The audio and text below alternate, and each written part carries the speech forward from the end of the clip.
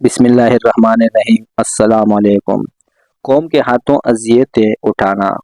روایت ضحاک حضرت ابن عباس رضی اللہ عنہ سے منقول ہے کہ ان کی قوم ان کو اتنا مارتی کہ وہ گر جاتے تو ان کو ایک کمبل میں لپیٹ کر مکان میں ڈال دیتے تھے اور یہ سمجھتے تھے یہ مر گئے۔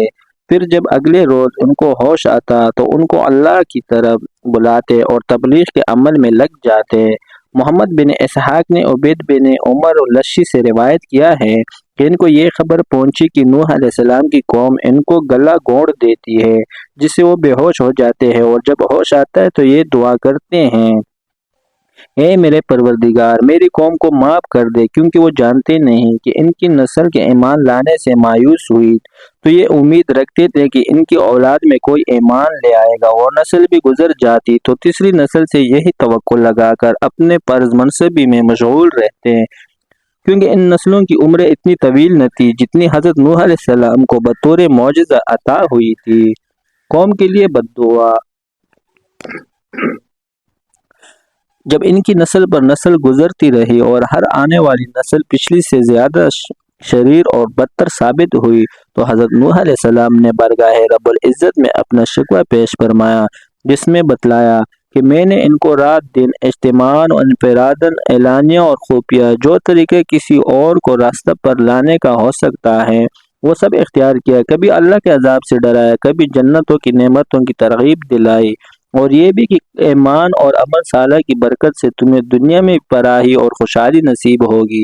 کبھی اللہ تعالیٰ کی قدرت کاملہ کی نشانیوں کو پیش کر کے سمجھایا، مگر انہوں نے ایک نہ سنی۔ دوسری طرف حق تعالیٰ نے ان کو یہ بھی بتلا دیا کہ آپ کوئی پوری قوم میں جس کو ایمان لانا تھا لے آیا، آگے ان میں ایمان قبول نہ کرے گا۔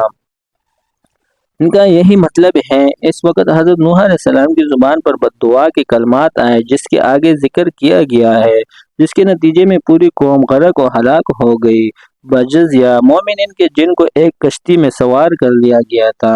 قوم کی پہائش کے سلسلے میں نوح علیہ السلام نے ان کو اللہ تعالیٰ سے استغفار کرنے یعنی ایمان لا کر پچھلے گناہوں کو معافی مانگنے کی دعوت دی، اور اس کا دنیاوی نفع یہ بتلایا۔ جیسے اکثر علماء نے استدلال کیا ہے، گناہوں سے توبہ استغفار سے اللہ تعالیٰ بارش حسب موقع برسا دیتے ہیں، قحط نہیں پڑنے دیتے، اور مال و اولاد میں استغفار سے برکت ہوتی ہے۔ کہیں کسی حکمت الہیہ کے تقاضے سے اس کے خلاف بھی ہوتا ہے، مگر عادت اللہ عام لوگوں کے ساتھ یہی ہے کہ توبہ استغفار اور ترک معصیت سے دنیا کی بلائیں بھی ٹل جاتی ہے۔ روایت حدیث سے بھی اس کی تائید ہوتی ہے۔ قوم کے شکوے کے سلسلے میں فرمایا، کبار و اکبر کا مبالغہ ہے، جس کے معنی بہت بڑے کے ہیں۔ مطلب یہ ہے کہ انہوں نے بہت بڑا مکر کیا، وہ یہ تھا کہ وہ خود تو تکذیب کر کے اذیت پہنچاتے ہیں تھے، بستی کے غنڈوں اور شریروں کو بھی ان کے پیچھے ڈال دیتے تھے۔ اسی شکوے میں کفار کا یہ قول نقل فرمایا کہ انہوں نے باہم معاہدہ کیا کہ یعنی اے اپنے بتوں کو، خصوصاً ان 5 بڑے بتوں کی عبادت کو نہ چھوڑو، یہ 5 نام ہی 5 بتیں ہیں۔ امام بغوی نے نقل کیا ہے کہ یہ پانچوں دراصل اللہ کے نیک و صالح بندے تھے جو آدم علیہ السلام اور نوح علیہ السلام کے درمیانی زمانے میں گزرے تھے۔ ان کے بہت سے لوگ متقد اور متبع تھے۔ ان لوگوں نے ان کی وفات کے بعد بھی ایک عرصہ دراز تک انہی کے نقش قدم پر عبادت اور اللہ کے احکام کی اطاعت جاری رکھی۔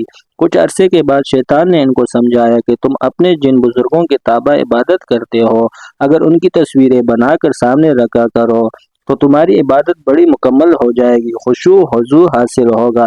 یہ لوگ اس فریب میں آ کے ان کے مجسمے بنا کر عبادت گاہ میں رکھنے اور ان کو دیکھ کر بزرگوں کی یاد تازہ ہو جانے سے ایک خاص کیفیت محسوس کرنے لگے، یہاں تک کہ اسی حال میں یہ لوگ سب یکے بعد دے کر مر گئے اور بالکل نئی نسل نے ان کی جگہ لے لی۔ تو شیطان نے ان کو یہ پڑھایا کہ تمہارے بزرگوں کے خدا اور معبود بھی بت تھے اور انہی کی عبادت کیا کرتے تھے۔ یہاں سے بت پرستی شروع ہو گئی، اور ان 5 بتوں کی عظمت ان کے دلوں میں چونکہ سب سے زیادہ بیٹھی ہوئی تھی، اس لیے باہمی معاہدے میں ان کا نام خاص طور سے دیا گیا ہے۔ ایک سوال کا جواب، یہاں یہ شبہ نہ کیا جائے کہ انبیاء علیہ السلام کا فرض منصبی قوم کو ہدایت کرنے کا ہے۔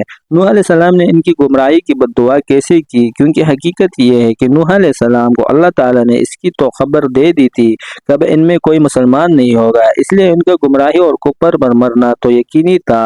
حضرت نوح علیہ السلام نے ان کی گمراہی بڑھا دینے کی دعا اس لیے فرمائی کہ جلد ان کا پیمانہ لبریز ہو جائے اور ہلاک کر دیے جائے۔ پانی میں آگ کا عذاب سورہ نوح میں ہے، یعنی یہ لوگ اپنی خطاؤں کو کفر و شرک کی وجہ سے پانی میں غرق کیے گئے تو یہ آگ میں داخل ہو گئے اور متضاد عذاب کو ڈوبے پانی میں اور نکلے آگ میں۔ حق تعالیٰ کی قدرت سے کیا بعید ہے، اور ظاہر ہے کہ یہاں جہنم کی آگ تو مراد نہیں، کیونکہ اس میں داخلہ تو قیامت کے حساب کتاب کے بعد ہو گیا۔ یہ برزخی آگ ہے جس میں داخل ہونے کی قرآن کریم نے خبر دی ہے۔ اس آیات سے معلوم ہوا کہ عالم برزخ یعنی قبر میں رہنے کے زمانے میں بھی مردود پر عذاب ہوگا۔ اس سے یہ بھی ظاہر ہے کہ جب قبر میں بد عمل کو عذاب ہوگا تو نیک عمل والوں کو ثواب اور نعمت بھی ملے گی۔ احادیث صحیح متواترہ بھی میں قبر کے اندر عذاب و ثواب ہونے کا بیان اس کثرت اور وضاحت سے آیا ہے کہ انکار نہیں کیا جا سکتا، اس لیے اس پر امت کا اجماع اور اس کا اقرار اہل سنت و جماعت کی علامت ہے۔ حضرت نوح علیہ السلام کو حق تعالیٰ نے تقریباً 1000 سال کی عمر دراز عطا فرمائی۔ اس کے ساتھ اللہ کی طرف دعوت دینے اور قوم کی اصلاح کرنے کی فکر اور پیغمبرانہ جدوجہد کا بھی یہ درجہ عطا فرمایا کہ اس طویل مدت عمر میں ہمیشہ اپنی قوم کو دین حق اور کلمہ توحید کی دعوت دیتے رہے۔ قوم کی طرف سے سخت اذیتوں کا سامنا کرنا پڑے، ان کی قوم ان پر پتھراؤ کرنی، یہاں تک کہ بے ہوش ہو جاتے، پھر جب ہوش آتا تو دعا کرتے کہ یا اللہ میری قوم کو معاف کر دے۔ یہ بھی وقوف جاہل ہے، جانتی نہیں قوم کی ایک نسل کے بعد دوسرے کے بعد تیسری کو اس امید پر دعوت دیتے کہ شاید یہ حق کو قبول کر لے۔ جب اس عمل پر صدیاں گزر گئی تو رب العزت کے سامنے ان کی حالت زار کی شکایت کی جو سورہ نوح میں مذکور ہے،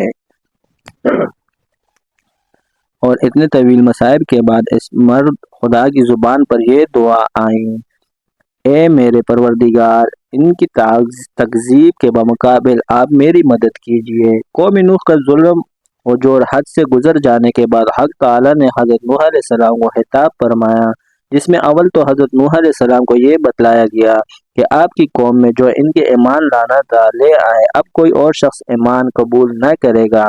ان کے دلوں پر ان کی ہٹ درمی اور سرکشی کی بنا پر مہر لگ چکی ہے، اس لیے اب آپ اس قوم کا غم نہ کھائیں اور ان کے ایمان قبول نہ کرنے سے پریشان نہ ہو۔ دوسری بات یہ بتلائی گئی کہ اب ہم اس قوم پر عذاب پانی کے طوفان کا بھیجنے والے ہیں، اس لیے آپ ایک کشتی تیار کریں جس میں آپ کے اہل و عیال اور جتنے مسلمان ہیں مائیں اپنی ضرورات کے سمجھ سکے تاکہ طوفان کے وقت یہ سب اس میں سوار ہو کر نجات پا سکیں۔ حضرت نوح علیہ السلام نے حکم کے مطابق کشتی بنائی، پھر جب طوفان کی ابتدا کی علامت سامنے آ گئی کہ زمین سے پانی ابلنے لگا تو نوح علیہ السلام کو حکم دیا گیا کہ خود ماں اپنے اہل و عیال کے اور ان لوگوں کے جو آپ پر ایمان لائے ہیں اس کشتی میں سوار ہو جائے، اور انسانوں کی ضروریات جن جانوروں سے متعلق ہے جیسے گائے، بیل، بکری، گھوڑا، گدھا وغیرہ، ان کا بھی ایک ایک جوڑا کشتی میں سوار کر لے۔ حضرت نوح علیہ السلام نے حکم کے مطابق سب کو سوار کر لیا۔ آخر میں فرمایا کہ نوح علیہ السلام پر ایمان لانے والے اور کشتی میں سوار ہونے والے مسلمانوں کی تعداد بہت کم تھی۔